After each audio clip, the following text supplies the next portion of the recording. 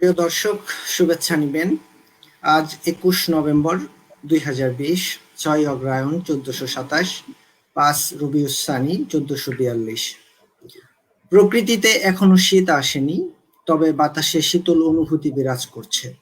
শীতের এই আগমনী হাওয়ায় প্রতি শনিবারের ন্যায় আজও হাজির হয়েছি গ্রিন ইউনিভার্সিটি অব বাংলাদেশের সমাজবিজ্ঞান ও নৃবিজ্ঞান বিভাগের নিয়মিত সাপ্তাহিক আলোচনা অনুষ্ঠান সমাজ বীক্ষণের ৮ম পর্বে। আজকের আলোচনার বিষয় প্রযুক্তি ও সমাজ পরিবর্তন। আজকে আমরা নিজেদের সৌভাগ্যবান মনে করব দেশের স্বনামধন্য দুইজন বিজ্ঞানী ও প্রযুক্তিবিদকে আমাদের সাথে পেয়ে। আজকের আলোচনায় অতিথি হিসাবে উপস্থিত আছেন গ্রিন ইউনিভার্সিটি অব বাংলাদেশের মাননীয় প্রো ভাইস চ্যান্সেলর, ঢাকা বিশ্ববিদ্যালয়ের কম্পিউটার বিজ্ঞান ও প্রকৌশল বিভাগের অধ্যাপক ডক্টর আব্দুর রাজ্জাক স্যার ও গ্রিন ইউনিভার্সিটি অব বাংলাদেশ ত্রিপলি বিভাগের সম্মানিত বিভাগীয় প্রধান ডক্টর এএসএম শিহাবুদ্দিন স্যার। অতিথিদেরকে আমাদের অনুষ্ঠান ও গ্রিন ইউনিভার্সিটি সমাজবিজ্ঞান বিভাগের পক্ষ থেকে স্বাগত জানাচ্ছি। প্রিয় দর্শক, আপনারাই এই অনুষ্ঠানের প্রাণ। আপনাদের স্বতঃস্ফূর্ত অংশগ্রহণ দেখে তৈরি হওয়া অনুপ্রেরণায় শত ব্যস্ততার মাঝেও প্রতি শনিবার সন্ধ্যায় আমরা বিভিন্ন বিষয় নিয়ে আলোচনায় হাজির হই। আমাদের আলোচনা আপনার পরিচিত জন ও বন্ধুদের মাঝে ছড়িয়ে দিতে আমাদের লাইভটি শেয়ার করুন। পাশাপাশি আলোচনা চলাকালে যে কোনো বিষয়ে আপনার পরামর্শ, মন্তব্য বা প্রশ্ন কমেন্ট আকারে জানাতে পারেন। দর্শক, কথা না বাড়িয়ে আমরা সরাসরি আলোচকদের কাছে চলে যাচ্ছি। আলোচনার শুরুতেই আমরা আমাদের অতিথি প্রফেসর ডক্টর আব্দুর রাজ্জাক স্যারের কাছে জানতে চাইব যে প্রযুক্তি ও সমাজকে কিভাবে আমরা সম্পর্কিত করতে পারি বা সম্পর্কিত করে দেখতে পারি। জি, আব্দুর রাজ্জাক স্যার। ধন্যবাদ আহসান হাবিব। গ্রিন বিশ্ববিদ্যালয়ের সমাজ বিজ্ঞান ও নৃবিজ্ঞান কর্তৃক আয়োজিত আজকের এই ওয়েবিনারের উপস্থিত বিভাগের সম্মানিত সভাপতি, শ্রদ্ধেয় শিক্ষকবৃন্দ, আমার সহকর্মীবৃন্দ এবং আপনারা যারা শুনছেন সবাইকে সালাম এবং শুভ সন্ধ্যা। আমি ছোট্ট একটা প্রেজেন্টেশন তৈরি করেছি কয়েকটা ছবি এবং কিছু টেক্সট দিয়ে, সেটি কি শেয়ার করা যাবে আহসান হাবিব? স্যার, এস্টিমেয়ারে অপশনটা নেই স্যার, আপনি মনে হয় বললেই হবে। আচ্ছা, ঠিক আছে, তাহলে ধন্যবাদ। তো আজকে এখানে যে বিষয়টা নিয়ে আলোচনা হচ্ছে সেটি হলো টেকনোলজি অ্যাডপশন এবং সোশ্যাল চেঞ্জ। বর্তমান সময়ে আপনারা সকলে জানেন ফোর্থ ইন্ডাস্ট্রিয়াল রিভলিউশন রিলেটেড যে সমস্ত অ্যাক্টিভিটিস সারা বিশ্বব্যাপী খুব বড় স্কেলে নেওয়া হয়েছে এবং সেই প্রযুক্তিগত যে বিপ্লব, সেই বিপ্লবের সাথে সমাজের আসলে অনেক পরিবর্তন আমরা দেখতে পেয়েছি। তো সেই পরিপ্রেক্ষিতে আমি একেবারে শুরুতেই শুরু করতে চাচ্ছি মহাত্মা গান্ধীর একটা আহ্বান দিয়ে। সেটা হলো, সে চিন্তা করেছে, সমাজের মানুষদেরকে আহ্বান করেছে try to be a change maker. প্রশ্ন হলো, সে সমাজের কি পরিবর্তন, একজন ব্যক্তি সমাজের কি পরিবর্তন নিয়ে আসবে? এক্ষেত্রে সেই ব্যক্তির যে অবজারভেশন,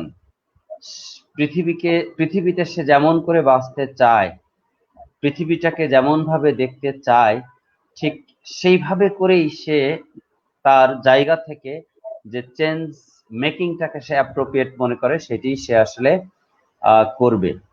আমরা আজকে বিভিন্ন ধরনের পরিবর্তন এর মাধ্যমে এসে আজকে সভ্য সমাজে বসবাস করছি, কিন্তু সেই সমাজেও আমরা যদি বিভিন্ন সার্ভিসের দিকে, মৌলিক যে রিকোয়ারমেন্টগুলি আছে সেদিকে যদি তাকাই, তাহলে দেখব এখনো সকল মানুষের কাছে আমরা মৌলিক যে চাহিদাগুলি সেগুলি আসলে পৌঁছাইতে পারি নাই। তো সেই জায়গাটাতেও যে অপূরণীয়, অপ্রাপ্তির যে জায়গাগুলি আছে সেগুলিই হলো একজন মানুষের অবজারভেশনের জায়গা, এবং সেই অবজারভেশনকে সামনে রেখেই সে চেঞ্জ মেকিংটা করবে। আসলে সমাজের যে পরিবর্তন এবং সেখানে প্রযুক্তির যে রোল প্লে, এটি আসলে খুবই অঙ্গাঅঙ্গিভাবে জড়িত, এবং এই পুরো পরিবর্তনের এই প্রসেসটাকে যদি আমরা চিন্তা করতে চাই তাহলে আসলে বেশ কতগুলি বিষয় একত্রিত হয়ে চলে আসে। তো প্রথমেই আলোচনার শুরুতে আমি একটু ডিসক্লেইমার নিয়ে নিচ্ছি। ব্যক্তিগতভাবে সমাজের পরিবর্তন, সমাজের পরিবর্তনের বিভিন্ন রূপ ইত্যাদি সম্পর্কে আমার নলেজ, মানে পুঁথিগত বিদ্যার যে নলেজ, সেটি আসলে শূন্য। তা আমি যা কিছু আপনাদের সাথে শেয়ার করব আজকে, সেটি আসলে আমার নিজের যে অভিজ্ঞতা, একজন বিজ্ঞানের বা প্রযুক্তি শাখার একজন ছাত্র হিসাবে, পরবর্তীতে শিক্ষক হিসাবে সমাজে এই ধরনের টেকনোলজির যে ব্যবহার দেখেছি, এবং তাতে মানুষের দৈনন্দিন পারিবারিক, সামাজিক, অর্থনৈতিক কাজের যে পরিবর্তন লক্ষ্য করেছি, সেই বিষয়টাকে আসলে হাইলাইট করার চেষ্টা করব। তো এই পরিবর্তনের জায়গাতে আসলে সোসাইটি, টেকনোলজি, বিজনেস এবং পলিসি এগুলি আসলে খুব অঙ্গাঅঙ্গিভাবে জড়িত। আমি যদি সোসাইটির কথা বলি, সোসাইটির আসলে আমরা হিউম্যান রিসোর্স একটা অত্যন্ত গুরুত্বপূর্ণ উপাদান। তো সেইটাকে পরিবর্তন করতে হলে সেখানে এডুকেশন প্রয়োজন। তাহলে এবং সেখানে ডেফিনেটলি বর্তমান যুগে এসে আমাদের প্রযুক্তিগত শিক্ষাকে আমাকে গুরুত্ব দিতে হবে। আরো স্পেসিফিক্যালি যদি বলি, অন্যান্য প্রযুক্তির পাশাপাশি স্পেসিফিক্যালি আইসিটি, ইনফরমেশন এবং কমিউনিকেশন টেকনোলজি, এই এই এই তথ্য প্রযুক্তির শিক্ষায় জাতিকে হিউম্যান রিসোর্সকে শিক্ষিত করে তুলতে হবে। তাহলে সেটি হিউম্যান ক্যাপিটালে পরিণত হবে, এবং হিউম্যান ক্যাপিটাল থেকে আমরা সেটাকে আরো কিছু রিসোর্স যুক্ত হয়ে সেটাকে আমরা সোশ্যাল ক্যাপিটাল বলবো।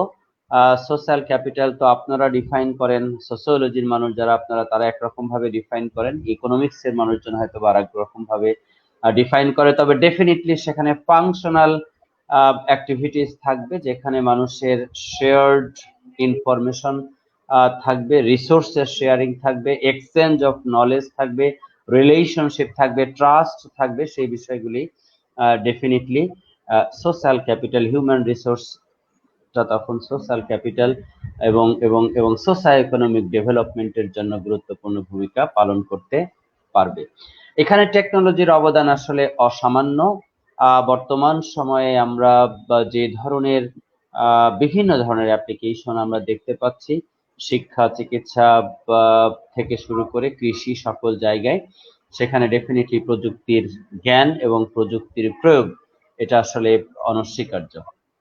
আমি চেষ্টা করব আপনাদেরকে কতগুলি বিষয়ের উদাহরণ দিয়ে আপনাদেরকে এই জিনিসগুলি সামনে নিয়ে আসার।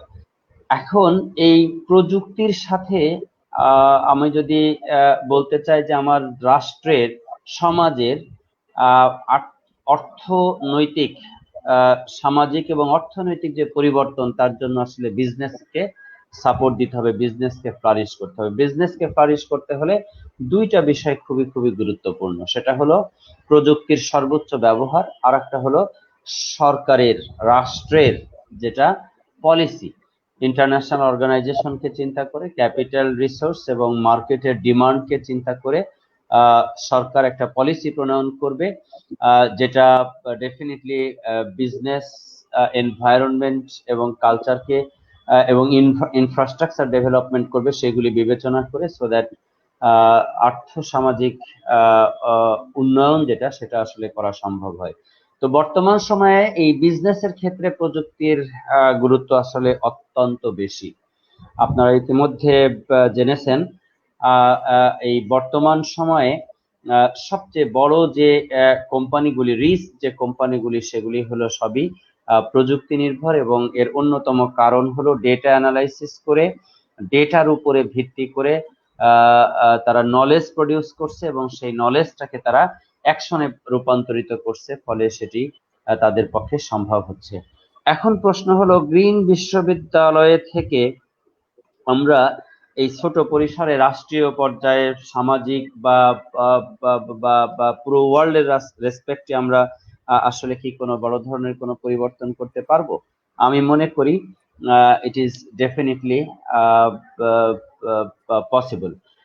চাইনিজ একটা প্রভার্ব আছে, water drops pierce stone and ropes of cut wood. কাজেই কোনো কিছুই আমরা যদি প্যাশন নিয়ে ছোট ছোট সমস্যাকে, সমাজের ছোট ছোট সমস্যাকে আমরা টেকনোলজির মাধ্যমে এবং আমাদের মেজরের জ্ঞানের মাধ্যমে যদি সমাধান করতে পারি, তাহলে বড় ধরনের পরিবর্তন ডেফিনেটলি নিয়ে আসা সম্ভব। স্যার, সেক্টরাল বিষয়গুলোতে যদি হ্যাঁ, আমরা যাচ্ছে যাচ্ছে যাচ্ছে আমাদের টেকনোলজির ব্যবহারকে আসলে এখানে যে জায়গাটাকে হাইলাইট করা হচ্ছে সেটি হলো living longer and better lives is the shining promise of the digital age.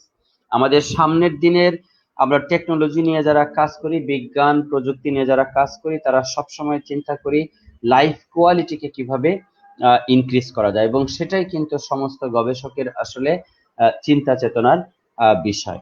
আমরা যদি অনেকগুলি অ্যাপ্লিকেশন আসলে এই সম্পর্কিত বিষয় নিয়ে মানে বলতে গেলে আসলে কয়েক ঘন্টা লাগবে। আমি খুব সংক্ষেপে কয়েকটা বিষয় শুধু উল্লেখ করব। আপনারা যদি ই হেলথ কেয়ার আপনার নাম শুনেছে এবং সেদিকে যদি তাকিয়ে দেখেন, সোসাইটি মারাত্মক ধরনের পরিবর্তন নিয়ে এসেছে। বাংলাদেশেও বেশ কিছু প্রযুক্তির ব্যবহার বর্তমানে হচ্ছে। আমি দু একটা বিদেশের ব্যবহার চিন্তা করতে বলবো আপনাদেরকে। একজন রোগী যদি হসপিটালে ভর্তি থাকে, সার্বক্ষণিক উনি তার ডাক্তারের সাথে কানেক্টেড। রোগীর সাথে বেশ কিছু সেন্সিং ডিভাইস, ইলেকট্রনিক ডিভাইস আছে, যেটির মাধ্যমে রোগীর শারীরিক অবস্থা একটা সার্ভার সিস্টেমে স্টোর হচ্ছে। তারপরে ডাক্তারের মোবাইল ফোনের মধ্যে 10, 20, 30 জন যদি রোগী থাকে, তাদের সমস্ত ডেটা আছে। তার মানে আমরা পেশেন্ট যারা হসপিটালে ভর্তি করছি বা হচ্ছে নিজেরা, তারা এই ফিলিংসটা, অনুভূতিটা পাচ্ছি যে সার্বক্ষণিক আমরা ডাক্তারের সাথে কানেক্টেড। এছাড়া রাষ্ট্রের যখন যেখানে আমরা কোনো ডাক্তার দেখাই না কেন, আমার যে ফিজিক্যাল স্ট্যাটাস, সেই রেকর্ড আমার ন্যাশনাল আইডি কার্ড দিয়ে কোনো ডেটাবেজে যদি স্টোর থাকে, ডেফিনেটলি আমার health care support significantly increase করবে। এবং সেখানে বলা হচ্ছে প্রযুক্তির সর্বোচ্চ ব্যবহার করলে মানুষের এভারেজ লাইফ এক্সপেক্টেন্সি সিগনিফিকেন্টলি বেড়ে যাবে। স্মার্ট ট্রান্সপোর্টেশনের ক্ষেত্রে সমাজের যে পরিবর্তন হয়েছে, সেখানে প্রযুক্তির ব্যবহার অনস্বীকার্য। অভূতপূর্ব কন্ট্রিবিউশন প্রযুক্তির এই সোসাইটিতে ট্রান্সপোর্টেশনের পরিবর্তনের ক্ষেত্রে। আপনারা ইতিমধ্যে অনেকগুলি দেখেছেন, আমি দু একটা বিষয় একটু উল্লেখ করব। জাপান, সাউথ কোরিয়া, আর অনেক দূর গেলাম না, আমেরিকা, ইউরোপের দিকে গেলাম না, এশিয়ার জাপান, সাউথ কোরিয়া, সিঙ্গাপুর, এই সমস্ত দেশে আমার এক্সপেরিয়েন্স আছে। আপনি একটা ইলেকট্রনিক কার্ড নিয়ে বাড়ি থেকে বের হলেন, বাসের ভাড়া ইলেকট্রনিক কার্ড দিয়ে আপনি দিয়ে দিতে পারছেন। বাস থেকে নেমে আধা ঘন্টার মধ্যে যদি আপনি ট্রেনে চড়েন, তাহলে সেটা আপনার কাছ থেকে নতুন করে কোনো ভাড়া না নিয়ে, কিলোমিটার অনুযায়ী ওদের যে ভাড়া আছে, কন্টিনিউয়াসলি আপনাকে সেই ভাড়ায় নিয়ে যাচ্ছে। আপনি বাস স্ট্যান্ডে দাঁড়িয়ে আছেন, আপনাকে একটা মনিটরের মধ্যে কতক্ষণ পর পর দেখাচ্ছে যে কোন বাসটা কয় মিনিট পর পর আসতে থাকবে। দ্যাট মিনস আপনার সমস্ত ভেহিকল একটা সেন্ট্রাল সার্ভার সিস্টেমের সাথে কানেক্টেড, এবং আপনার যে কার্ড আছে, যেটি আপনি স্মার্ট কার্ড আপনি এখানে টাচ করছেন, সেটির সাথে আসলে এটি কানেক্টেড। কোনো ড্রাইভার যদি রাস্তায় চলতে গিয়ে 100 কিলোমিটার যদি স্পিড লিমিট থাকে, সে যদি 110, 20-তে যায়, অটোমেটিক্যালি ডিভাইস আছে যেটি দিয়ে ডিটেক্ট হবে, এবং তার ব্যাংক অ্যাকাউন্ট থেকে যে ফাইন আছে, এটা অটোমেটিক্যালি কাটা যাবে। এর মাঝখানে কোনো পুলিশ ধরবে, নিবে, করবে কি করবে না, এই সমস্ত ডিসিশন নিবে, কোনো ধরনের কোনো অনৈতিক কোনো এক্সচেঞ্জ পুলিশের সাথে এই ধরনের করার কোনো সুযোগ নাই। সম্পূর্ণ অটোনোমাস সিস্টেমের মাধ্যমে এগুলি করা হয়েছে। এছাড়াও আরো অনেক ধরনের প্রযুক্তি এখানে ব্যবহার করা হচ্ছে, যার মাধ্যমে ট্রান্সপোর্টেশন সিস্টেম আসলে আমাদের বাংলাদেশে উবার এখন আমরা ব্যবহার করছি, মোবাইল অ্যাপ্লিকেশনের মাধ্যমে আমরা ঘরে বসেই প্রাইভেট কারের ফ্যাসিলিটি পাচ্ছি। ইলেকট্রনিক ট্রানজাকশনের দিকে যদি তাকান, টাকা পয়সার পরিবর্তন একটা সময় 2000-এর দিকে আমার মাস্টার্সের সুপারভাইজার প্রফেসর লুৎফর রহমান ঢাকা বিশ্ববিদ্যালয়ের কম্পিউটার সায়েন্স ডিপার্টমেন্টের ফাউন্ডিং চেয়ারম্যান ছিলেন। তো উনি যখন এই ধরনের চিন্তা চেতনা 1997-98 সালের দিকে মানুষের সাথে শেয়ার করতেন, যেরকম এটিএম কার্ড থাকবে একটা মানিব্যাগে, কোনো টাকা থাকবে না, যে কোনো জায়গায় গিয়ে নিজের থেকে নিজে টাকা উঠানো যাবে, নিজেই নিজের টাকা জমা দেওয়া যাবে। তো তখন কিন্তু মানুষ স্বাভাবিকভাবে নিতে পারেনি। যে দেশে মসজিদে গেলে স্যান্ডেলের নিরাপত্তা পাওয়া যায় না, সিনেমা হলে গেলে সাইকেলের নিরাপত্তা পাওয়া যায় না, সে দেশে কোনো একটা জায়গায় টাকার বাক্স সহ লক্ষ লক্ষ টাকা ছোট্ট একটা রুমের মধ্যে থাকবে এবং সেখান থেকে নিজেই নিজের টাকা উঠাবে, নিজেই নিজের টাকা নিয়ে যাবে, এটা আসলে অকাল্পনিক ছিল। কিন্তু সেগুলি বাংলাদেশে এখন একেবারেই হরহামেশা হচ্ছে এবং এরকম মোবাইল ফোনের বাটন চাপার মাধ্যমে এখন আমরা টাকা এক্সচেঞ্জ করতে পারছি। বহির্বিশ্বে এই বিষয়টা আরো বেশি ভাবে প্রচলিত। একেবারে মুদি দোকানের পেমেন্টটাও আপনি এই ইলেকট্রনিক ট্রানজাকশনের মাধ্যমে দিতে পারবেন। প্রিসিশন এগ্রিকালচার নামে একটা টার্মিনোলজি আছে, সেটি হলো এরকম, আমরা যারা মানুষ তাদের বিভিন্ন ধরনের পুষ্টিকর খাদ্য খেতে হয়, ভিটামিন খেতে হয়, শর্করা খেতে হয়, আমিষ খেতে হয়, পানি খেতে হয়, চর্বি খেতে হয়, এই ধরনের কতগুলি উপাদান আছে। ঠিক এরকম একটা উদ্ভিদ বা একটা শস্য দানা কি পরিমাণ ধান উৎপাদন হবে, কি পরিমাণ ফল উৎপাদন হবে, সেটা কিন্তু নির্ভর করে ওই যে মাটি থেকে সে খাদ্য নিচ্ছে, সেই মাটিতে যথেষ্ট পরিমাণ ingredient phosphorus, potassium, nitrogen, calcium ইত্যাদি আছে কিনা। বলা হচ্ছে প্রিসিশন এগ্রিকালচার সিস্টেম সিগনিফিকেন্টলি এই যে ফসল উৎপাদন যেটা, এটা বাড়ানো সম্ভব যদি আমরা প্রিসিশন এগ্রিকালচার টেকনোলজি ব্যবহার করি। চায়নাতে ইতিমধ্যে একটা ইনস্টিটিউট তৈরি হয়েছে, নাম হলো institute of information technology for agricultural science. আবার নামটা উচ্চারণ করছি, institute of information technology for agricultural science, focusing on high productivity in agricultural fields. তারা রিয়েল টাইম ইনফরমেশন তারা রাষ্ট্র থেকে জানে যে কোথায় কত ধান চাষ হচ্ছে, গম চাষ হচ্ছে, পাট চাষ হচ্ছে, কোথায় কোন মাটিতে কি পরিমাণ নাইট্রোজেন, ফসফরাস, পটাশিয়াম আছে, এগুলি যে সমস্ত জায়গায় তারা ইমপ্লিমেন্ট করেছে সেই সমস্ত ইনফরমেশন তারা পাচ্ছে এবং এগুলি রাষ্ট্রব্যাপী ইমপ্লিমেন্ট করার চিন্তা চেতনা তারা করছে, যেন ফার্দার ইমপ্লিমেন্টেশন তারা করতে পারে। এখানে শিহাব স্যার আছেন, নিশ্চয়ই শেয়ার করবেন। এখন দেখেন, আমরা বাড়িতে যে ইলেকট্রিসিটি, স্মার্ট সিটি কনসেপ্ট নিয়ে আমি এখন কথা বলছি। বাড়িতে যে ইলেকট্রিসিটি ব্যবহার করি, মাস পরে একটা বিলের কাগজ পাই যে এত টাকা বিল হয়েছে। কেমন হতো যদি প্রতিদিন আমরা আমার মোবাইল অ্যাপ্লিকেশন থেকে জানতে পারতাম যে আমার ফ্রিজটা কি পরিমাণ ইলেকট্রিসিটি কনজিউম করতেছে, আমার ওয়াটার হিটারটা কি পরিমাণ করছে, মাইক্রোওয়েভ ওভেনটা কি পরিমাণ, আলাদা আলাদা ভাবে যদি জানতে পারতাম, তাহলে কিন্তু আমার একটা রিয়েল টাইম কনজাম্পশন মনিটরিং আমি নিজেই করতে পারতাম এবং সেই অনুযায়ী আমি কন্ট্রোল করতে পারতাম। সেইগুলি এখন বাস্তব হতে যাচ্ছে। স্মার্ট গ্রিড টেকনোলজি সামনের দিনে আমাদেরকে সিগনিফিকেন্টলি হেল্প করবে।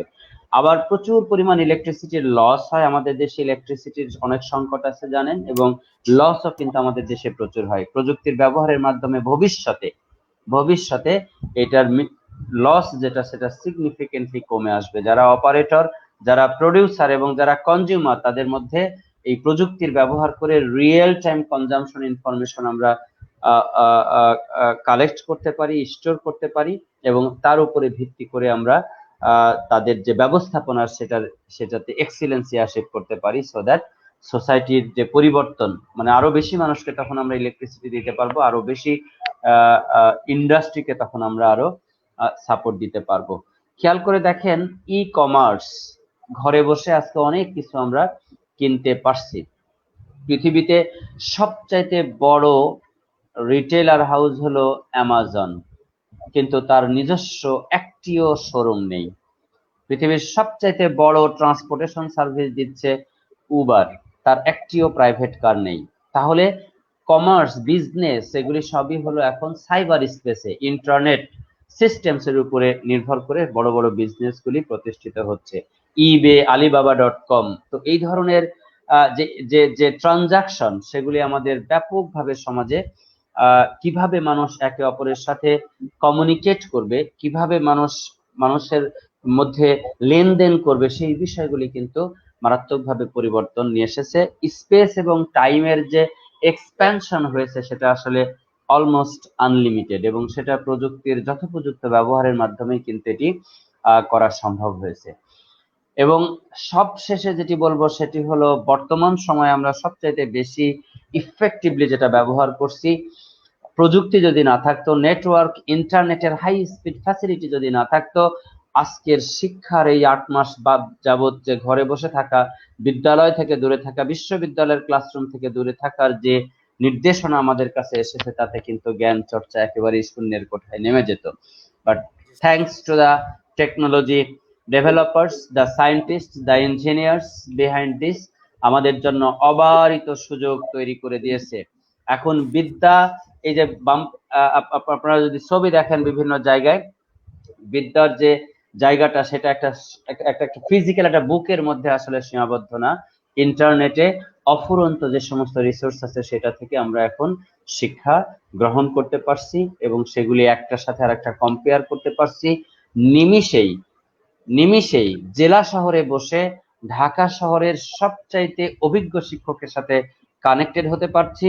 নিমিষেই ঢাকা শহরে বসে ইউরোপ আমেরিকার প্রথিতযশা বিশ্ববিদ্যালয়ের সবচেয়ে ভালো রিসার্চার, ক্লাসরুম টিচার যারা, তার সাথে আমরা কানেক্টেড হতে পারছি।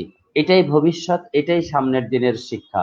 সামনের দিনে এরকম হিউম্যান কোনো প্রফেসর এর সাথে ইন্টারাকশন হওয়ার আগে হয়তো মেশিন, চ্যাটবট, ভার্চুয়াল প্রফেসর, এই ধরনের ডিভাইসের সাথে আমাদের পরিচিতি হবে, যারা প্রচুর পরিমাণ জ্ঞান রাখবে এবং তাদের জ্ঞান এরকম আর্টিফিশিয়াল ইন্টেলিজেন্স, মেশিন লার্নিং এবং বিগ ডেটা প্রসেসিং এর মাধ্যমে প্রতিনিয়ত চেঞ্জ হবে এবং আপডেটেড হবে এবং সেই জ্ঞান আমাদের ছাত্রছাত্রীদেরকে দিবে। সেখানে বসে একজন ছাত্র নোয়াখালীতে নীলফামারীতে বসে লেখাপড়া করছে নাকি নিউ ইয়র্কের এরকম কোন নামি দামি বিশ্ববিদ্যালয়ে বসে লেখাপড়া করছে, তার কোয়ালিটির মধ্যে পার্থক্য সিগনিফিকেন্টলি কমে আসবে। তো এটাই হলো টেকনোলজি কিভাবে আমাদের সমাজের শিক্ষা, চিকিৎসা, গভর্নমেন্টের সার্ভিস, কৃষির বিষয় থেকে শুরু করে সমস্ত বিষয় পরিবর্তন করছে, সেগুলির কিছু আলোচনা। কিন্তু প্রশ্ন হলো একই সাথে বেশ কিছু নেগেটিভ আসপেক্ট আছে এই টেকনোলজি ব্যবহারের। মাত্রা অতিরিক্ত যদি কমিউনিকেশন টেকনোলজির উপরে, মোবাইল টেকনোলজির উপরে আমরা ডিপেন্ডেন্ট হই, তাহলে আমাদের হিউম্যান রিলেশনশিপ যেটা সেটা বাধাগ্রস্ত হতে পারে, সেদিকে আমাদের দৃষ্টি রাখতে হবে। আমরা নেতিবাচক আলোচনাটা কি একটু পরে শুনবো? Thank you. তাহলে আমি এখানেই শেষ করছি, এর পরবর্তীতে আবার আমি অংশগ্রহণ করব। জি স্যার, আমরা আপনার কাছে আসছি স্যার। আমরা একটু আমাদের সাথে আছেন ASM Shihabuddin sir, green university of বাংলাদেশের ই বিভাগের সম্মানিত বিভাগীয় প্রধান। আমরা স্যারের কাছে যদি একটু প্রযুক্তি ও সমাজের সম্পর্কটা নিয়ে জানতে চাই, স্যার একটু শেয়ার করবেন। ধন্যবাদ আসান হাবিব। তো স্যারের কথা যেটা শুনতেছিলাম সেটা আসলে আমি 100% একমত। আমি মনে করি প্রযুক্তি, স্পেশালি যে কমিউনিকেশন টেকনোলজির কারণে আমাদের সমাজ তো সবসময় পরিবর্তনশীল। এখন এই যে আমাদের যে ইন্টার কমিউনিকেশন, আমাদের একজন আরেকজনের সাথে যে মানে সম্পর্কটা, সেই একদম ভেরি ফেব্রিকের মধ্যে কিন্তু এই প্রযুক্তির একটা মানে পরিবর্তনের একটা অবদান আছে। এখন এক্সাম্পল ধরেন, আমার মনে আছে আমি ছোটবেলায় আমি হয়তো মনে করেন কলেজে থাকতে আমার কিছু ফ্রেন্ড সার্কেল ছিল যার সাথে আমি আড্ডা দিতাম, বা আমার স্কুলের বা মনে প্রেমও হইতে পারে এরকম। তখন আমরা যেটা করতাম, আমি ওই মঙ্গলবার বিকাল 3:30টায় আমি দেখা করব, এরকম একটা কথা বলে শেষ করতাম। আবার 2 সপ্তাহ ওয়েট করে, আমাদের মোবাইল ছিল না, আমাদের কিছুই ছিল না, ওই যে একটা কথার প্রমিসে আমরা কিন্তু ওভাবে করতাম। আমরা চিঠি লিখতাম, আমার ভাইকে আমি চিঠি লিখতাম। তো সেই জায়গাটা কিন্তু এখন পরিবর্তন হয়ে গেছে। এখন ফেসবুক মেসেঞ্জার, আপনার একটা ফেসবুকের টুইট। তো এই যে পরিবর্তনটা কিন্তু আমাদের জীবন দশায় প্রযুক্তির কারণে আমাদের সমাজে একটা ম্যাসিভ চেঞ্জের মধ্য দিয়ে আমরা গেছি। এখন এই যে পরিবর্তনের নিয়ে কোনো আমার শঙ্কা নাই, কিন্তু এখন এখানে দুইটা কোয়েশ্চেন আছে। একটা হচ্ছে কানেক্টিভিটির কারণে যেটা হয়, পৃথিবীটা একদমই সবাই সবার সাথে কানেক্টেড। আমরা কিন্তু এখন গ্লোবাল সিটিজেন হলে যেটা হয়, আমাদের এই যে কানেক্টিভিটির কারণে আমরা সবকিছুই দেখতে পারি, আমরা মানে প্রচুর ইনফরমেশন পাই, সবকিছু দেখতে পারি। কিন্তু এইখানে আমরা আমাদের যে নিজস্ব আইডেন্টিটিটা ধরে রাখাটা একটা চ্যালেঞ্জ। এবং এইখানে এই যে প্রযুক্তির যে প্রসার, এটার কোনো ওইভাবে কন্ট্রোল নাই, এগুলো সবই প্রাইভেটাইজেশনের মাধ্যমে হয়। তো সেই জায়গাটায় যে ফান্ডামেন্টাল কোয়েশ্চেন, যে আমি সমাজের যে পরিবর্তন, সেই ডাইরেকশনটা কি আমরা ঠিক করব, নাকি প্রযুক্তির মাধ্যমে যে ডিরেকশনে আমরা যাচ্ছি সেই ডিরেকশনে আমরা যাব? তো ওই জায়গায় একটা ব্যালেন্সিং এর ব্যাপার আছে, কারণ এখন আমরা দেখছি যে প্রযুক্তির কারণে আমাদের যে প্ল্যানেটের যে সাস্টেনেবিলিটি সেটাও এখন কিন্তু হুমকির সম্মুখীন। তো ওই জায়গাগুলোতে আমাদের সমাজের পরিবর্তনটা কোন ডাইরেকশন আমরা নিব, কেন নিব, সেই জায়গাগুলো ভাবার সময় আসছে এখন। এক। আর সেকেন্ড হচ্ছে যে প্রযুক্তির অবদান প্রত্যেকটা সেক্টর, আপনি এডুকেশন বলেন, কমিউনিকেশন বলেন, আপনার মানে মানে আমরা the way we do job, আপনার agriculture, energy sector, health care, biology, সব জায়গায় কিন্তু পরিবর্তন আসছে। কিন্তু এখন আমাদেরকে একটু যেটা মানে খেয়াল করতে হবে, সরি, যে এই যে প্রযুক্তির পরিবর্তনগুলোর মধ্যে মানে প্রযুক্তিগুলোর মধ্যে কোন প্রযুক্তিগুলো আমাদের জন্য অত্যন্ত গুরুত্বপূর্ণ। এবং আমি বলবো যে আমাদের যে হেলথ কেয়ার, তারপরে আমাদের যে অটোমেশন, ইন্ডাস্ট্রিয়াল অটোমেশন, আমাদের এআই, এগ্রিকালচার স্পেশালি, এই জায়গাগুলোতে আমাদের প্রযুক্তির বিকাশটাকে আমাদের জন্য মানে সমাজের একটা পজিটিভ ডিরেকশনে পরিবর্তনের দিকে নিয়ে যাচ্ছে, এবং এই জায়গাগুলোতে আমাদের ফোকাস করতে হবে। আর আরেকটা যেটা মানে যেটা আমরা দর্শকদের জন্য বলবো যে মাইক্রোসফটের একজন সিইও উনি আজ থেকে 2-3 বছর আগে একবার বলছিলেন যে আমাদের মানে আমাদের যারা গ্রাজুয়েট তারা যে জব আগামী 20 বছর পরে করবে সেই জবগুলো এখনো তৈরিই হয়নি, এগুলো আবিষ্কারই হয়নি। তো আমরা যারা ইউনিভার্সিটিতে, আমরা যারা শিক্ষক, আমরা আমাদের স্টুডেন্টদেরকে যখন তৈরি করি, আমাদেরকে এমন একটা জবের জন্য তৈরি করতে হয় যে জবগুলো এখনো আবিষ্কার হয়নি। তাহলে এই যে প্রযুক্তির সাথে নিজেদেরকে অত্যন্ত দ্রুত অ্যাডাপ্টেশনের একটা বিশাল একটা চ্যালেঞ্জ কিন্তু আমাদের মধ্যে আছে, এবং এই এই জায়গাটায় যে জিতবে, যে যত বেশি নিজেকে এই স্পিডের সাথে অ্যাডাপ্ট করতে পারবে, সেই আপনার সামনের দিকে লিডিং এ থাকবে। তো এই জায়গাগুলো আর কি মানে মেনশন করা, যাতে আমরা এই জায়গাগুলো নিয়ে একটু ভাবি এবং আমাদেরও ওই সমস্ত জায়গায় অবদান রাখার সুযোগ আছে। ধন্যবাদ। আমরা ধন্যবাদ শিহাবুদ্দিন স্যার। আমরা জানি যে 21 শতকে বাংলাদেশকে ডিজিটাল বাংলাদেশ হিসেবে গড়ে তোলার লক্ষ্য নিয়ে বাংলাদেশ সরকার কাজ করে যাচ্ছে। স্পেশালি 2008 সালের পর থেকে ডিজিটাল বাংলাদেশ আমাদের সমাজ জীবনে একটি ডিসকোর্স হিসেবেই প্রতিষ্ঠিত। 2021 সালের ভিশন 2021 কে সামনে রেখে সমাজ বদলের প্রত্যয় নিয়ে শুরু হওয়া ডিজিটাল বাংলাদেশ উদ্যোগের একটা মূল্যায়ন আমরা প্রফেসর আব্দুর রাজ্জাক স্যারের কাছে জানতে চাইবো। সুনির্দিষ্টভাবে বললে এই ডিজিটাল বাংলাদেশ উদ্যোগের প্রত্যাশা এবং প্রাপ্তির একটু পর্যালোচনা আমরা আব্দুর রাজ্জাক স্যারের কাছ থেকে জানতে চাইবো। জি রাজ্জাক স্যার। স্যার একটু আনমিউট করে নেবেন প্লিজ।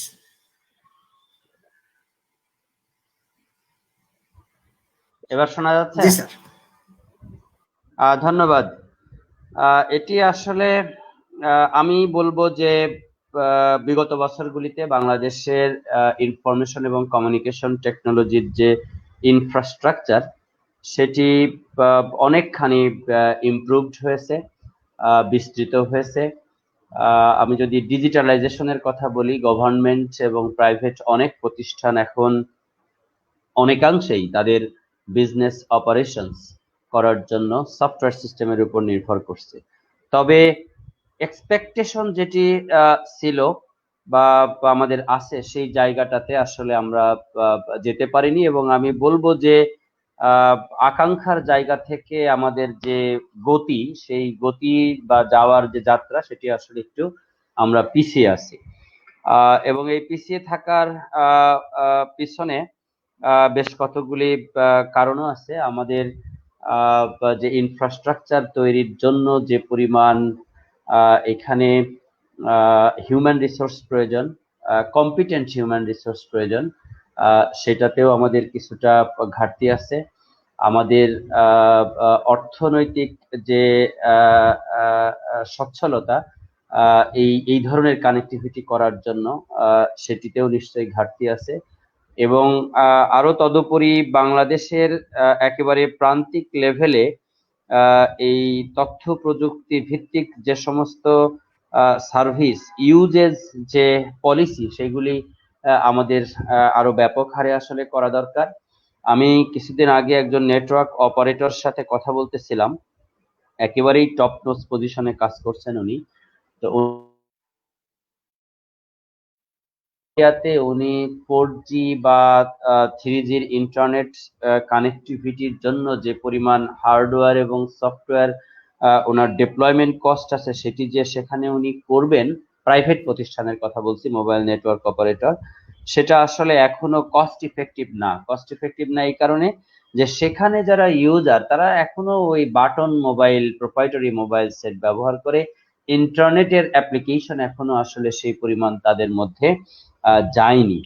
তাহলে সাফিসিয়েন্ট পরিমাণ ইন্টারনেট ইউজার যদি প্রান্তিক লেভেলে তৈরি না হয়, আমার সমাজের সার্ভিস সমূহ, রাষ্ট্রীয় সার্ভিস সমূহ, প্রাইভেট প্রতিষ্ঠানের সার্ভিস সমূহ, শিক্ষা চিকিৎসার সার্ভিস সমূহ যদি আমি ইন্টারনেট এনাবলড না করি, তাহলে কিন্তু প্রান্তিক লেভেলে সেই সেই সেই রিকোয়ারমেন্টের জায়গাও তৈরি হবে না। এখন হঠাৎ আমরা এই কোভিড-19 আসার ফলে আমাদের কিন্তু এখন আগের সময় মানুষের মধ্যে চিন্তা চেতনা ছিল, আচ্ছা সফটওয়্যার এটা তো ফ্রি পাওয়া যায়, অপারেটিং সিস্টেম ফ্রি পাওয়া যায়, মাইক্রোসফট অ্যাপ্লিকেশন ফ্রি পাওয়া যায়, ইন্টারনেট এগুলি তো খুব কম দামি জিনিস। কিন্তু আমাদেরকে বুঝতে হবে যে এই সফটওয়্যার সিস্টেমস হলো লজিক্যাল রিসোর্স, এটা ইন্টেলেকচুয়াল প্রপার্টি রাইট আছে, এটা হলো সবচেয়ে দামি জিনিস। এখন যাদের কাছে স্বর্ণ বেশি আছে, গ্যাস বেশি আছে, তৈল বেশি আছে, তারা আসলে ধনী না। ধনী কারা? যাদের কাছে নলেজ আছে, যাদের কাছে ইন্টেলেকচুয়াল প্রপার্টি রাইট সম্পন্ন যে সমস্ত সফট সার্ভিসেস আছে, তারা আসলে ধনী, এবং তারাই আসলে ব্যবসা বাণিজ্য থেকে শুরু করে সমস্ত বিষয় আসলে কন্ট্রোল করছে। কাজেই এই চিন্তা চেতনার জায়গায়ও একেবারে রাষ্ট্রীয় পর্যায় থেকে আমরা যারা সাধারণ ইউজার তাদেরও আসলে বেশ কিছু পরিবর্তন নিয়ে আসতে হবে। তো সেদিক থেকে আমি লাস্ট যে বাক্যটা বলবো সেটি হলো যে COVID-19 has been appeared before us not only as a pandemic but also as a symbol of lesson to all of us, to the policymakers, to the academicians, to the industry and to the users as well. তারা যদি এখন সকল party যদি আমরা এটার গুরুত্ব বুঝতে পারি, তাহলে সত্যিকার অর্থে ডিজিটাল বাংলাদেশ যেটা করা সেটার দিকে আমরা ব্যাপক হারে যেতে পারবো, এবং সেটির মধ্যেই আমাদের মঙ্গল আমরা খুঁজে পাবো। কারণ বাংলাদেশ নামক এই রাষ্ট্রের সবচেয়ে বড় রিসোর্স এবং প্লেন্টি অফ রিসোর্স সেটা হলো হিউম্যান ব্রেন। অন্য সবকিছুই আমাদের কম, জমি জায়গা কম, রিসোর্স কম, মাটির নিচে কোনো সম্পদ নাই, ফসল কম, সবকিছুই আমার কম, কিন্তু একটা জিনিস বেশি, সেটা হলো হিউম্যান ব্রেন। তো সেটাকে আমরা যেন মানব সম্পদে পরিণত করতে পারি টেকনিক্যাল শিক্ষা এবং অন্যান্য শিক্ষা দিয়ে, সেটাই হবে হলো বাংলাদেশের মুক্তির পথ। ধন্যবাদ স্যার, আপনাকে ধন্যবাদ। আমি আবার একটু শিহাবুদ্দিন স্যারের কাছে জানতে চাইবো যে আমরা ডিজিটাল বাংলাদেশের স্বপ্ন পূরণের লক্ষ্যে যে যাত্রা, তার প্রায় 1 যুগ আমরা অতিক্রম করেছি। এই 1 যুগে আমাদের প্রত্যাশা এবং প্রাপ্তির একটা পর্যালোচনা আপনার কাছ থেকে আমরা আশা করব।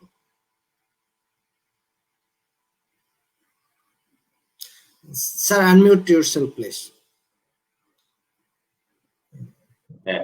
আমি মনে করি যে গত আসলে 12 বছর আমাদের গভর্নমেন্ট প্রচুর বিভিন্ন ধরনের অনেক প্রজেক্ট হাতে নিয়েছেন, এবং সেটাকে আমি প্রচুর খুবই অ্যাপ্রিসিয়েট করি। প্রত্যাশা জায়গা থেকে ওই জায়গাটায় যতটুকু রেজাল্ট আমরা পাওয়ার দরকার ছিল সেই জায়গাগুলো পুরোপুরি না পাইলেও আমি মনে করি যে আমাদের একটা সময় আমরা খুব ক্লাসিক্যাল সোসাইটি ছিলাম, ট্রেডিশনাল। সেখান থেকে আপনি যখন একটা ডাইনামিক সোসাইটির দিকে আস্তে আস্তে মুভ করবেন, প্রথমে বলটা রোল হয় আস্তে আস্তে। তো সেই রোলিং ফেজটা আমাদের পার হতে হতে আমাদের নিজেদেরকে তো আগে তৈরি হইতে হবে। আমাদের ওই সমস্ত প্রযুক্তি মানসিকতা তৈরি করা, এটা ব্যবহারের জন্য আমাদেরকে তৈরি হওয়াটা, সেই জায়গাটায় আমার মনে হয় সমাজে আস্তে আস্তে এই চেঞ্জটা খুব স্লো হওয়ার কারণে অনেকগুলো জায়গায় আমরা হয়তো আশানুরূপ যে রেজাল্টটা আমরা চাচ্ছিলাম সেটা পাই নাই। কিন্তু গভর্নমেন্টের সদিচ্ছা বা তাদের বিভিন্ন উদ্যোগের আমি অভাব দেখি না। এবং এই জাস্ট 3 দিন আগেও আমি পড়লাম যে বাংলাদেশ এই মুহূর্তে ফ্রিল্যান্সিং সার্ভিস ডিজিটাল ওয়ার্ল্ডে এখন 2nd পজিশনে আছে ওয়ার্ল্ডে, এবং এটা কিন্তু একটা মনুমেন্টাল অ্যাচিভমেন্ট। এটা কিন্তু এমনি হয় নাই, এইটা এই যে রুট লেভেলে এই যে গভর্নমেন্টের বিভিন্ন উদ্যোগের কারণে এই সময়ের সাথে আমাদের এই যে একটা বিশাল ম্যান পাওয়ার কিন্তু তৈরি হয়েছে। তারপরেও আমি যে পয়েন্ট আউট গুলো করবো, যে 3টা জায়গায় আমি মনে করি যে আমরা একটু বেটার করতে পারতাম। একটা হচ্ছে বাংলাদেশে প্রচুর ব্রেইন ড্রেইন হয়। আমাদের যারা টেকনোলজিক্যালি খুবই অ্যাডভান্স, যারা এই গভর্নমেন্টের প্রোডাক্ট বা সার্ভিস গুলা তৈরিতে এবং আমাদেরকে লিড দিতে পারতো যারা অত্যন্ত ট্যালেন্টেড এবং এই সমস্ত জায়গায় দক্ষতা রাখে, তাদের বেশিরভাগই আসলে বিদেশে চলে যাচ্ছে। তারা বাইরে পড়তে, তারা বাইরে বিভিন্ন ইন্ডাস্ট্রিতে পড়াশোনা করতে যাচ্ছে। তো দেশের এই জায়গাটায় যে লোকবলটা দরকার ছিল, সেই জায়গায় আমাদের একটা ঘাটতি আছে। সেকেন্ড হচ্ছে যে আমরা হাজার হলো আমরা একটু ক্লাসিক্যাল সোসাইটি। আপনি এই কোভিড এর সময় দেখবেন যে যদিও আমরা অনেকগুলো প্রাইভেট ইউনিভার্সিটি গুলা খুব দ্রুত এই যে অনলাইন এডুকেশনের দিকে গেলেও আমাদের যে শিক্ষা প্রতিষ্ঠান যেগুলো আমাদেরকে লিড দেওয়ার কথা ছিল, তারা কিন্তু পরিবর্তনে সময় নিছে। তো এইটা হচ্ছে আমাদের যে একটা ক্লাসিক্যাল মাইন্ডসেট থাকে, আমাদের একটু কনজারভেটিভ মেন্টালিটি, যে কোনো অ্যাপ্রোচে আমরা দ্রুত কিন্তু চেঞ্জটাকে নেই না। এটা বিভিন্ন দেশে বিভিন্ন ইন্ডেক্স আছে এই বিষয়ে, তো আমরা এই ইন্ডেক্স একটু পিছানো। তো ওই জায়গাটায় আমরা মনে করি যে আমরা একটু কাজ করতে পারি। আর আরেকটা হচ্ছে যে আমাদের ইনইকুয়ালিটি, আমাদের সমাজের সবার কিন্তু আমাদের যেহেতু অনেকে আমি বলবো যে অ্যারাউন্ড 10% যারা ফাইন্যান্সিয়ালি সলভেন্ট এবং এই সমস্ত টেকনোলজির সাথে তাদের নিয়মিত উঠা বসা আছে, তাদের জন্য এগুলো অনেক ইজি হয়। কিন্তু যারা প্রান্তিক লেভেলে গরিব কৃষক, যাদের এই ধরনের এডুকেশনে অ্যাক্সেস কম, তো এই যে ফ্যাসিলিটি গুলা যদিও আমরা ওদেরকে দিতে গেলেও এটা নেওয়ার যে প্রস্তুতি, সেই জায়গাটাও একটা ইনইকুয়ালিটি থাকে এবং সেটাও আস্তে আস্তে মনে হয় যেন বাড়তেছে। আর তবে একটা আশার আলো যেটা আমি বলবো, এই যে কোভিড-19 এর কারণে এটা একটা মনে করেন এটা আমাদের জন্য একটা টেকনোলজি লেভেলে একটা ব্লেসিংস আসছে। আমরা যারা এক সময় মোবাইলে ক্লাস করব, কম্পিউটারে ক্লাস নিব, এই অনলাইনে অ্যাসাইনমেন্ট করবো, এগুলো কখনো ভাবিই নেই। এখন আমাদের এই জিনিসটা শুধু আমরা টিচাররা না, আমাদের স্টুডেন্ট, স্কুল কলেজ ইউনিভার্সিটি স্টুডেন্টরা কিন্তু এর সাথে ইউজড হয়ে গেছে এবং তারা প্রথমে যতই বাধা দিক, এখন কিন্তু তারা এটাই এনজয় করে। তো এই যেই জায়গাটায় আমাদের একটা বটলনেক ছিল, আল্লাহর রহমতে ওই জায়গাটায় কিন্তু আমাদের একটা খুব দারুণ একটা গতি আসছে। এই মোমেন্টামটা যদি আমরা ধরে রাখতে পারি, তাহলে কিন্তু আমাদের যে ডিজিটাল বাংলাদেশের যে স্বপ্নটা, এইটাই একটা আপনার ধরেন ক্যাশ ইন করার বা এটাকে ধরে রেখে এই ফিউচার ডাইরেকশন গুলাকে যদি অ্যালাইন করা হয়, তাহলে কিন্তু আমরা খুব দ্রুতই একটা ডিজিটাল বাংলাদেশের দিকে যেতে পারবো। ধন্যবাদ। স্যার, আপনার আলোচনায় আপনি একটা বিষয় নিয়ে আসছেন যে ব্রেইন ড্রেন হচ্ছে। আমাদের একজন দর্শক ডক্টর আবুল হোসেন স্যার প্রশ্ন করেছেন যে আপনার কাছে কি কোনো ওয়ে আউট আছে কিনা, যে কিভাবে এটা স্টপ করা যায়। এটা নিয়ে তো আমি অনেক ভাবি, কিন্তু আসলে ওয়ে আউট আমার নিজেরই খুব কষ্ট লাগে। আমাদের সবারই মনে হয় যেন স্বপ্নই হচ্ছে আর কবে বিদেশ যাব, এই আমি স্বপ্নই একটু শেয়ার করি স্যার। স্যার অবশ্যই স্যার, ব্রেন ড্রেন স্যার যে সমস্ত রাষ্ট্রগুলি কমিয়ে নিয়ে এসেছে, তাদের যদি আমরা অভিজ্ঞতা নেই, তাহলে মনে হয় সবচাইতে সহজভাবে আমরা করতে পারবো। প্রথম যে বিষয়, সেটি হলো আমার সমাজে যারা যারা যারা এই ধরনের প্রফিশিয়েন্ট পারসন, সকলের জন্যই আসলে সাফিসিয়েন্ট যেটা প্রোটেকশন, তার হেলথ, তার অ্যাকোমোডেশন, তার তার এডুকেশন, এর যে প্রোটেকশন, সেটি আসলে সমাজে নিশ্চিত করতে হবে। এটি হলো প্রথম। দ্বিতীয় হলো বহির্বিশ্ব থেকে অন্যান্য, আমি রাষ্ট্রের নাম উচ্চারণ করছি না, বাহির থেকে এক্সপার্টদেরকে আমাদের হায়ার করা বন্ধ করতে হবে। নিজেদের যারা এক্সপার্ট আছে বিভিন্ন দেশে, সেগুলি হান্ট করতে হবে এবং তাদেরকে আমরা ফরেন ন্যাশনাল হলেও পলিসি তৈরি করে রেখেছি এরকম ভাবে যে আমরা ফরেন ন্যাশনাল হলে তাকে স্যালারি দিব 100 টাকা, আর যদি লোকাল হয় তাহলে তাকে স্যালারি দিব 50 টাকা। তো এই জায়গা থেকে আমাকে বের হয়ে আসতে হবে। আমার রেমুনারেশন ঠিক করতে হবে ব্যক্তির যোগ্যতা দিয়ে, ব্যক্তির দক্ষতা দিয়ে। ব্যক্তিকে দিয়ে কোন কোন কাজ করা হবে সেটি দিয়ে নির্ধারণ করব হলো তার রেমুনারেশন কি হবে, তার প্রাপ্তি কি হবে, তার ফ্যাসিলিটিস কি হবে। তো সেটি যদি আমরা ঠিক করতে পারি, আর সোশ্যাল যে যে যে নিডস, যেটা প্রোটেকশন আছে, সেটা যদি আমরা দিতে পারি, ডেফিনেটলি আমরা ব্রেন ড্রেন আমরা কমাইতে পারবো। ডেফিনেটলি করতে হবে এবং যোগ্যতাকে ডেফিনেটলি গুরুত্ব দিতে হবে, অন্য কোনো বিষয়কে না। ব্যক্তির জ্ঞান এবং স্কিলস এইগুলিকে গুরুত্ব দিতে হবে, তাহলে পরেই ব্রেন ড্রেন সিগনিফিকেন্টলি কমানো সম্ভব বলে স্যার মনে করি। স্যার, আর একটা বিষয় যেটা আসলো যে শিক্ষাক্ষেত্রে বিশেষ করে কোভিড-19 একটা অভূতপূর্ব একটা পরিবর্তন নিয়ে আসছে। কিন্তু এটা আমরা দেখি উচ্চশিক্ষার ক্ষেত্রে বা বিশেষ করে প্রাইভেট বিশ্ববিদ্যালয়গুলোর ক্ষেত্রে। সে তুলনায় সরকারি বিশ্ববিদ্যালয় কিংবা আমরা যদি একবারে সারা দেশের কথা বলি, প্রাথমিক শিক্ষা, মাধ্যমিক শিক্ষাগুলোতে এখন পর্যন্ত এই প্রযুক্তির ব্যবহারটা সে অর্থ দেখা যায় না। এর মধ্য দিয়ে কি শিক্ষাক্ষেত্রে এক ধরনের বৈষম্যর দিকে আবার আমরা চলে যাচ্ছি কিনা, যে কেউ প্রযুক্তির ভালো ব্যবহার করে সামনে এগিয়ে যাচ্ছে আর যারা পিছিয়ে পড়া তারা আরো পিছিয়ে পড়ছে কিনা? আমি মনে করি এই প্রশ্নটা একেবারেই মানে অত্যন্ত প্রাসঙ্গিক এবং হট কেক নাও। এবং আমি ব্যক্তিগতভাবে মনে করি যে রাষ্ট্রীয়ভাবে, সামাজিকভাবে আমাদের তিনটা বিষয়, একটা হলো খাদ্য, কৃষি, স্বাস্থ্য, এই তিনটা বিষয় হায়ার প্রায়োরিটি পাবে। এরপরে চতুর্থ যে বিষয়টা প্রায়োরিটি পাওয়া দরকার সেটি হলো শিক্ষা। আমি তো সব জায়গায় বলছি যে প্রয়োজনে কালভার্ট বানানো, রাস্তা বানানো, বিল্ডিং বানানো, আরো অন্যান্য যে সমস্ত বিষয় আছে সেগুলি দরকার লাগলে কিছুদিন আমরা আমরা আমরা স্তীমিত করি বা বন্ধই রাখি ক্ষেত্র বিশেষে। এখন আমরা টেকনোলজি এর ব্যবহার সারা বাংলাদেশে হাই স্পিড ইন্টারনেট কিভাবে যেতে পারে, সকলে ব্যবহার করতে পারে, সেটি আমরা নিশ্চিত করি। আমাদের সকল ছাত্রছাত্রী প্রাইমারি স্কুল থেকে শুরু করে বিশ্ববিদ্যালয় পর্যন্ত সকল ছাত্রছাত্রীর কাছে ল্যাপটপ হোক, ডেস্কটপ হোক, মোবাইল ফোন হোক, যেখানে যেটা প্রয়োজন, যেটা অ্যাপ্লিকেবল, সেটা আমরা দেওয়ার নিশ্চিত করি। একইভাবে অভিভাবকদের কাছেও আমাদের শিক্ষক হিসাবে আমার আহ্বান থাকবে, ঘরে যদি আপনার একটা ফার্নিচার নাও থাকে, ঘরে যদি আপনার অন্য কোনো আইটেম যদি একটু কম থাকে, এটা নিয়ে মন খারাপ করার কিছু নাই। এখন আমাদের ছাত্রছাত্রীদের হাতে ডিজিটাল ডিভাইস এবং ইন্টারনেট কানেকশন তুলে দিতে হবে এবং তাদেরকে নেগেটিভ বিষয়গুলি নিয়ে চর্চা না করে এর পজিটিভ, টেকনোলজির যে পজিটিভ জায়গাগুলি আছে সেগুলি আপনারা শিক্ষা দেন, আমাদের স্কুল থেকে শিক্ষা দেন, অভিভাবকের জায়গা থেকে শিক্ষা দেন।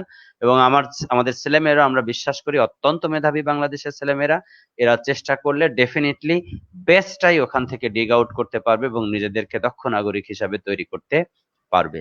ধন্যবাদ। ধন্যবাদ স্যার। আমরা যদি আরেকটা ভিন্ন প্রসঙ্গ একটু আলোচনায় নিয়ে আসি, যে গত এক দশকে সারা দেশে বিদ্যুতায়ন যে প্রক্রিয়া সেটা ব্যাপকভাবে সম্প্রসারিত হয়েছে। আমরা এএসএম শিহাবুদ্দিন স্যারের কাছে একটু জানতে চাইবো, কৃষি এবং শিল্পায়নের ক্ষেত্রে এই বিদ্যুতায়ন কতটুকু ইতিবাচক কিংবা নেতিবাচক প্রভাব রেখেছে? ধন্যবাদ। আমি জাস্ট একটু আগের টপিকে দুইটা কথা বলতে চাচ্ছিলাম। জি জি, অবশ্যই। একটা হচ্ছে যে দেখেন, আমি আমাদের যারা বিদেশে চলে যায় তাদের মধ্যে রাজ্জাক স্যার যেটা বললেন, অবশ্যই আমাদের একটা সিকিউরিটি প্রবলেম, আমরা দেশটাকে সিকিউর মনে করতেছি না।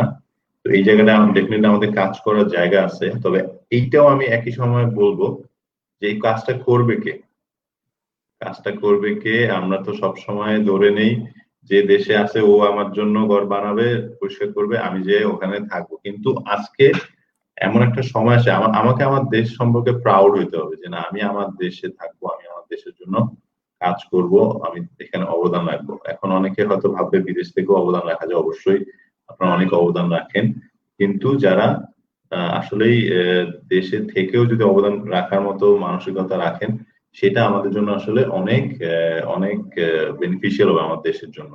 ওই জায়গাটা একটা আমি গুরুত্ব দিব। আরেকটা জায়গায় আমি মাঝে মাঝে ভাবতাম একটু কন্ট্রোভার্সিয়াল, যে আমাদের দেশে কিন্তু আপনার ডুয়েল ন্যাশনালিটি আছে। আমরা বাংলাদেশের পাসপোর্টও রাখি এবং বিদেশের পাসপোর্টও রাখি, এবং সবাই ওই বিদেশের পাসপোর্টের জন্য আমরা ছুটি। যেটা আমি জানি যে ইন্ডিয়াতে কিন্তু ডুয়েল ন্যাশনালিটি ওরা অ্যালাউ করে না। তো এইটা আমাদের একটা ওয়ে আউট হইতে পারে, যে আমরা দুই নৌকায় পা দেওয়ার থেকে যে দেশে থাকবে সে দেশের, যে বিদেশে থাকবে সে বিদেশের, কিন্তু মানে দুই নৌকায় পা দিয়ে আসলে আমার দেশের জন্য খুব একটা লাভ হয় না। তো ওই জায়গায় একটা ভাবার সুযোগ আছে। এটা একটু কন্ট্রোভার্সিয়াল, এটা প্লাস মাইনাস অনেকে হয়তো বলবেন, কিন্তু এটা নিয়ে মাঝে মাঝে ভাবি আর কি। আচ্ছা, এখন যেটা আপনি প্রশ্নটা করলেন যে বিদ্যুৎ ক্ষেত্রে যে আমাদের যে আসলে আমাদের কিন্তু এনার্জি প্রোডাকশন এখন অনেক বাড়ছে এবং আমরা এনার্জি সিকিউরিটির দিকে যাচ্ছি। এটা ডেফিনেটলি আমাদের গভর্নমেন্টের স্ট্রেংথটাকে বাড়াচ্ছে, আমার এগ্রিকালচার, আমার ইন্ডাস্ট্রির যে আপনার রেডিনেস, রিলায়েবিলিটি এবং ফরেন ডাইরেক্ট ইনভেস্টমেন্ট এই সমস্ত ইন্ডাস্ট্রিতে সেটাকে ফস্টার করতেছে। এবং এই জায়গাটায় যে বিদ্যুতের উৎপাদন বৃদ্ধিটা আমাদের দেশের, এটা একটা মানে one of the biggest achievement. সেখানে দু একটা জায়গায় হয়তো আমাদের ভুল হতে পারে প্রথম দিকে, কিন্তু এখন আমরা কিন্তু মানে একটা এনার্জি সিকিউরিটির দিকে গেছি, এবং এই জন্য আমাদের ইন্ডাস্ট্রি গুলো, আমাদের যে গত 4-5 বছর ধরে আমাদের রেগুলার 7.5 জিডিপি এর গ্রোথ, এটা কিন্তু এই এনার্জি সিকিউরিটির কারণে আমরা অ্যাচিভ করতে পারছি। তো এই জায়গাটা আমি বলবো যে এটা খুব ম্যাসিভ একটা কাজ হচ্ছে আমাদের বাংলাদেশ গভর্নমেন্ট থেকে। ধন্যবাদ। Thank you sir. পাশাপাশি আরো একটা বিষয় যে কৃষি উৎপাদন বৃদ্ধি পেয়েছে, সে তুলনায় কৃষকরা অধিক লাভবান হচ্ছে যেটা বলা যাবে না, কারণ বাংলাদেশ পরিসংখ্যান ব্যুরো যে সার্ভে গুলো করে সেখানে দেখা যাচ্ছে যে বিশেষ করে যারা নিম্ন আয়ের মানুষ, গত 10 বছরে তাদের আয় বৈষম্য বা ইনকাম ডিসপ্যারিটিটা অনেক বেড়েছে। অর্থাৎ এই যে আমরা শিক্ষা ক্ষেত্রে প্রযুক্তির ব্যবহার দেখি, কিংবা অন্যান্য ট্রান্সপোর্টেশনের ক্ষেত্রেও দেখছি, উবার থেকে শুরু করে যেগুলো প্রফেসর আব্দুর রাজ্জাক স্যার বললেন, কিন্তু কৃষির ক্ষেত্রে এমন কোন প্রযুক্তি কি রয়েছে, কিংবা আপনি কি সাজেস্ট করবেন যার মধ্য দিয়ে একবারে গ্রামীণ লেভেল পর্যন্ত কৃষকদেরকে কানেক্টিং করে দেয়া যায়, বা তাদেরকে কানেক্ট করে দেয়া যায় যেন তারা ন্যায্য মূল্যটা পায়? এই জায়গা থেকে কোনো বিষয় আপনার বলার আছে কিনা?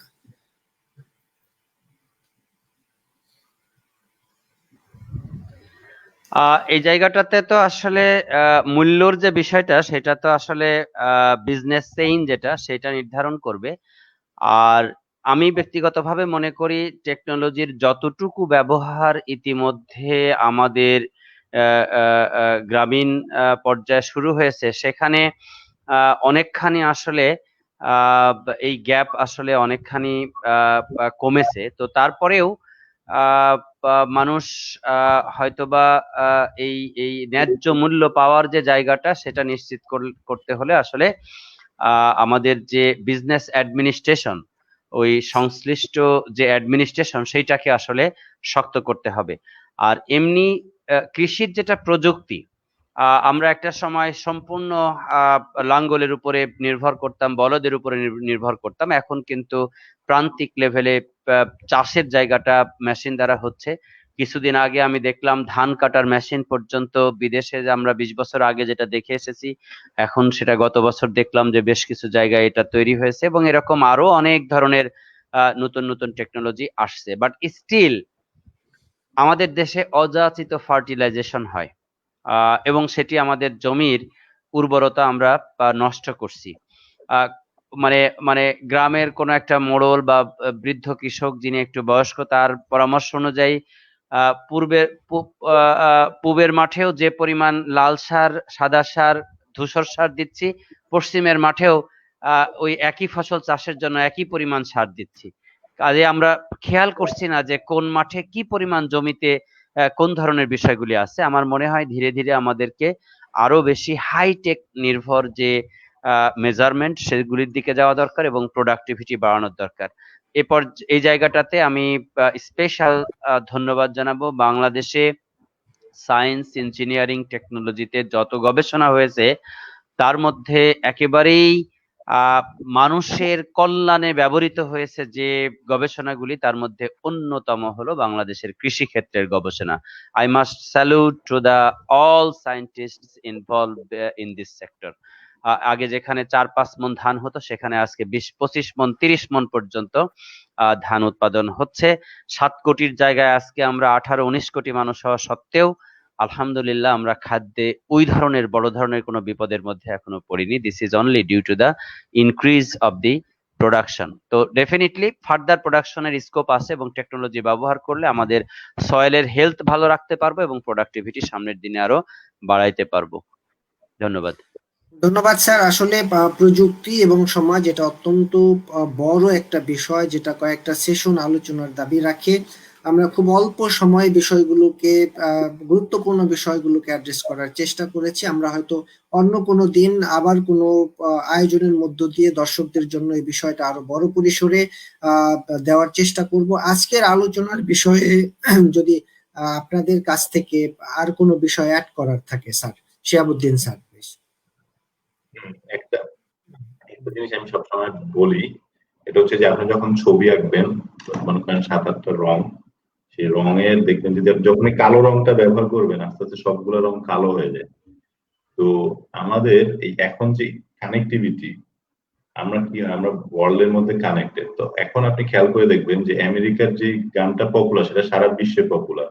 আমেরিকার এখন স্টাইলে আমরা সবাই শার্ট প্যান্ট পরি, বা ওয়েস্টার্ন স্টাইলে আমরা ওয়েস্টার্ন সং, ওয়েস্টার্ন জিনিসটাকে আমরা ধরে নিই। এখন আমাদের আগে কি ছিল, এক একটা সমাজ এক এক ভাবে গ্রো করতো। ইন্ডিয়ান সিভিলাইজেশন ছিল, মিডল ইস্টের সিভিলাইজেশন ছিল।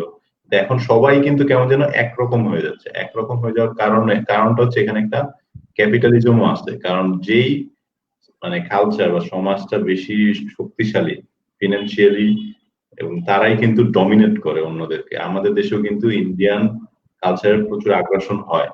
তো ওই জায়গাটায় আমরা কিভাবে আসলে আমাদের নিজস্ব আইডেন্টিটিটা ধরে রাখতে পারবো, নিজস্ব যে আমাদের সমাজ পরিবর্তনের যে ডিরেকশনটা আমরা নিজেরা সেট করব, সেই জায়গাটায় আমাদের যারা পলিসি মেকার আছেন, আমাদের যারা এই সমস্ত সিদ্ধান্ত নেয়, তাদেরকে অনেক বেশি ভাবতে হবে, কেয়ারফুল থাকতে হবে, এবং মানে এই ডিরেকশনটা আগে থেকে প্রেডিক্ট করতে হবে যে সমাজটা কোন দিকে যাচ্ছে, যেটা মানে আনএভয়েডেবল, এবং সেইভাবে যদি আপনি সিদ্ধান্তগুলো আগে থেকে নিতে পারেন তাহলে আপনি লিডিং পজিশনে আসতে পারবেন। ধন্যবাদ। ধন্যবাদ শিহাবুদ্দিন স্যার। আমরা প্রফেসর আব্দুর রাজ্জাক স্যারের আলোচনা শোনার মধ্য দিয়ে আজকে আলোচনা শেষ করব। আহসান জি হাবিব, স্যার, আমার আপনার আমার কিছু- ফাইনাল কমেন্ট একটা আছে, কিন্তু তার আগে আমি দেখলাম যে আমাকে উদ্দেশ্য করে একটা প্রশ্ন করেছে, একটা বা দুইটা। প্রশ্নটা একটু নিতে চাচ্ছি, তারপরে ফাইনাল কমেন্ট একটু করতে চাচ্ছি। স্যার, একটা প্রশ্ন ছিল যে আর্টিফিশিয়াল ইন্টেলিজেন্স এই বিষয়টার যদি ব্যাপক প্রসার ঘটে সেক্ষেত্রে বেকারত্ব বৃদ্ধি পাওয়ার সম্ভাবনা আছে কিনা। থ্যাংক ইউ, এটা খুবই খুবই প্রাসঙ্গিক একটা প্রশ্ন। আহ, তথ্য প্রযুক্তি আসার ফলে অটোমেশন বেড়েছে, ইলেকট্রনিক ইন্ডাস্ট্রির ব্যাপক প্রসারের ফলে বহু জিনিস অটোমেটেড হয়েছে এবং হচ্ছে, এবং প্রতিনিয়ত মজার বিষয় হলো মানুষ প্রতিনিয়ত অটোমেট করার জন্যই কিন্তু চেষ্টা করছে। কিন্তু মজার বিষয় হলো বহু মানুষ চাকরি হারিয়েছে, সেটা সত্য, কিন্তু যে পরিমাণ পার্সেন্টেজ মানুষ চাকরি হারিয়েছে তার চেয়ে বহুগুণ মানুষ কিন্তু চাকরি পেয়েছে। এই বিষয়ে আমি সবসময় একটা উদাহরণ দেই। আমাদের পাশের দেশ ইন্ডিয়াতে যদি আপনি একটু খেয়াল করেন বা কখনো যেয়ে থাকেন, আপনি দিল্লি, বোম্বে, বা হায়দ্রাবাদ, অন্যান্য সকল শহর আগে ঘুরলেন, এরপরে কলকাতায় আসলে আপনার কাছে মনে হবে যে একই দেশের মধ্যে ভিন্ন কোনো একটা জায়গায় এসেছি, যার আইডিওলজি ভিন্ন, যার যার যার যার গতি ভিন্ন। এর অন্যতম কারণ কি? আপনারা জ্যোতি বসুর নাম শুনেছেন নিশ্চয়ই। 90-এর দশকে খুব বড় মাপের একজন নেতা ছিলেন পশ্চিম বাংলার। উনি মূলত শ্রমিকদের নেতা ছিলেন এবং উনি অনেক হরতাল, আন্দোলন, রাজপথ কাঁপানো আর কর্মকাণ্ড করেছেন। যে এই কম্পিউটার হলো জাদুর বাক্স, এই জাদুর বাক্স যদি আমার পশ্চিমবঙ্গে আসে তাহলে বহু কলকারখানা, এক কম্পিউটার 100 মানুষের কাজ করবে, ফলে সকল মানুষ চাকরি হারাবে। এই সমস্ত জাদুর বাক্স নিয়ে এসে আমার দেশের মানুষকে অন্যে আঘাত দেওয়া, এই ধরনের কোনো পরিবর্তনের দিকে আমরা যাব না।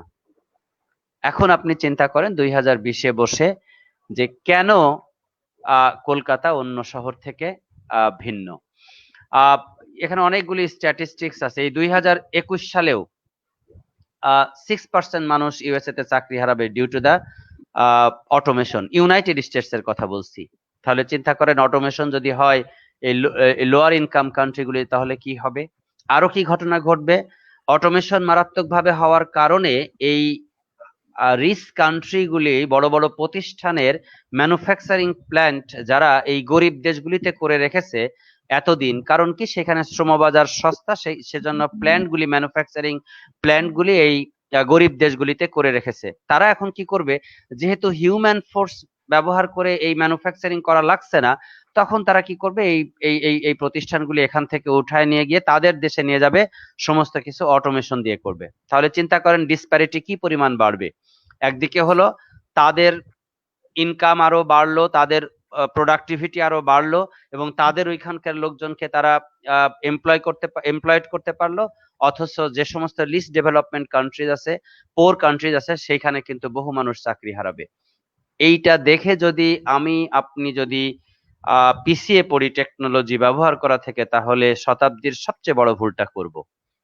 এখন আমাদের যেটা করতে হবে সেটি আমি লাস্টে এসে বলতে চাচ্ছিলাম, সেটি হলো আমরা যে যে বিষয়ে মেজর করি না কেন প্রত্যেকটা মেজরেরই তার নিজস্ব আহ গতি আছে, প্রকৃতি আছে, তার নিজস্ব একটা একটা একটা গুরুত্ব আছে।